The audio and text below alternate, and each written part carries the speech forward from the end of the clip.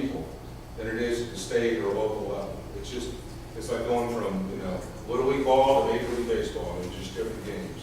And so what I'm telling you all is that for the last dozen years, I have worked at that, I've been very effective, and I'm asking you for the opportunity to continue 30 years of service as your next congressman representing Eastern Oklahoma.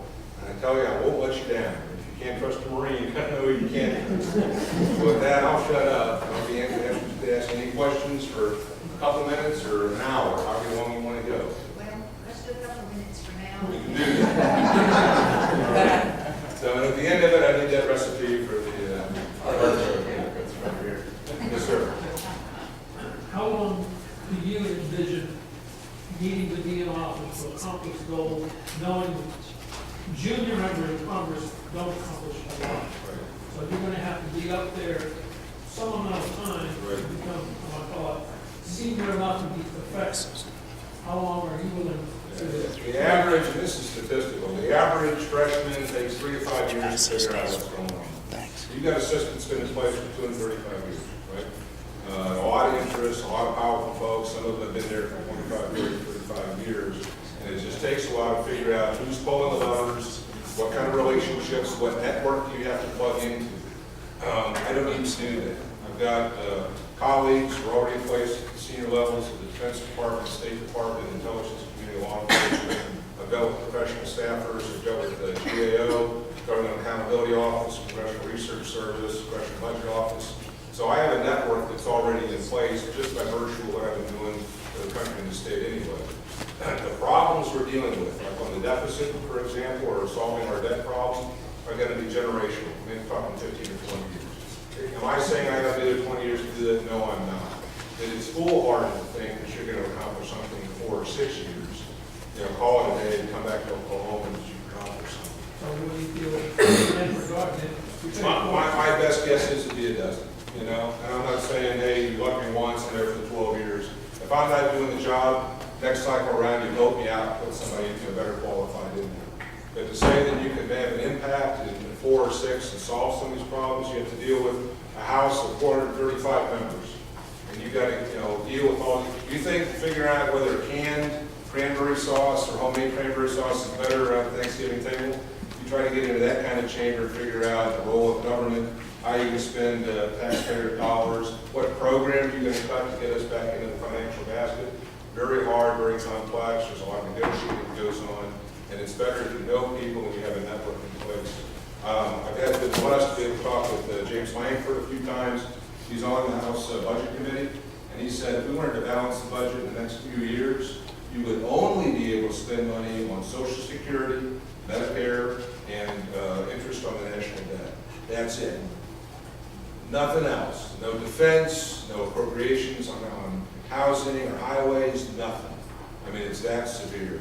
A study that came out here just about a week ago said that when you take account unfunded obligations, pension plans, deferred maintenance, and investment in infrastructure, we're actually dealing with something on the order of $211 trillion with a T if you go out the next 25 or 30 years. 14 times what our GDP is right now. And so my guess would be to be effective in solving and putting together the policies to get these things, to replace the tax code, to get rid of the EPA, these very long-term kinds of projects, it's going to be 10 or 12 years at best. Yeah, but you got to start somewhere. I mean, you got to start chipping away at that mountain, and you just got to be dogged, relentless, leveraging relationships you have, a deep understanding of the interconnectedness, how these things relate. If you think you're going to cancel one thing and it won't have a ripple effect on something else, you just don't understand the system. And I've been effective at dealing with those kinds of things. The National Energy Program help all these things along the way. Well, the Department of Energy was meant to get us out of the economic crisis of the 1970s with gas lines and the oil embargo and all that.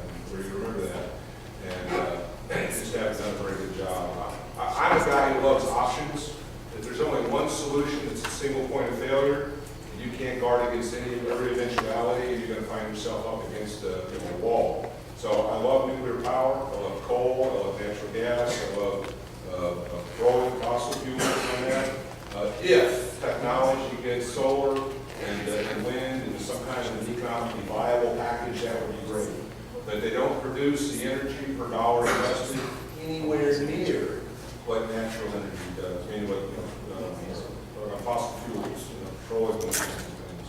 So an energy return per unit dollar invested, there is nothing better than natural gas, oil, and coal at the moment. So I think we need to be pursuing all of that. The only reason we aren't energy independent right now is purely self-imposed policies. We've got enough natural gas and oil to last us 200 years. France is something like 70% nuclear power. We could be doing the same thing right now. We haven't exploited oil sands up in Canada with the Keystone Pipeline, so the president doesn't want us to do that. I think that's got to get approved tomorrow. We should be utilizing the North Shore of Alaska, more drilling in the Gulf. All these things are available to us, and it's just our choice to make it happen. So, it can be done. We just got to get a Congress in there and a president willing to pull that trigger. Yes, sir. I want to see a oil derrick out there off the coast of California, so Nancy Pelosi can see it. Her sitting on it. I don't want to minimize, the damage that oil-covered dumps and can have. Everybody remembers Exxon Valdez and all that. Nature has a way to take care of these things. We do turn out to clean up messes when they occur.